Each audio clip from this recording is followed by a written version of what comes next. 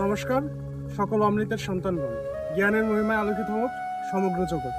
এই জগতে জ্ঞানের মহিমা পৌঁছে দিতে বহু মনীষী ও জ্ঞানী মহামানবের আবির্ভাব ঘটেছে, যারা নিজেদের জ্ঞান দ্বারা সমগ্র জগৎকে দিয়েছেন দিশা। মহর্ষি কণাদ তাদের মধ্যে অন্যতম। প্রাচীন আর্যাবর্তে জ্ঞান ঐতিহ্যের এক উজ্জ্বল জ্যোতিষ্ক ছিলেন মহর্ষি কর্ণাদ। আনুমানিক খ্রিস্টপূর্ব 600 থেকে 200 শতাব্দীর মধ্যে তার আবির্ভাব হয়েছিল।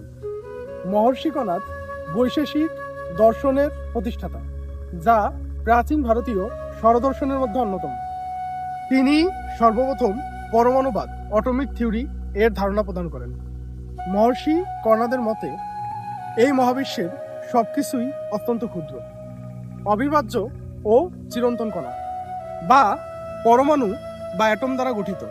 এছাড়াও বৈশেষিক দর্শনের আধুনিক নিউটনের মহাকর্ষ বলের ধারণা পাওয়া যায়। মহর্ষি কর্ণাদের এমন জ্ঞান বিজ্ঞানের অগ্রযাত্রাকে করেছে বেগবান। সেজন্য সমগ্র বিশ্ব মহর্ষি কর্ণাদের নিকট সর্বদা ঋণী থাকবে।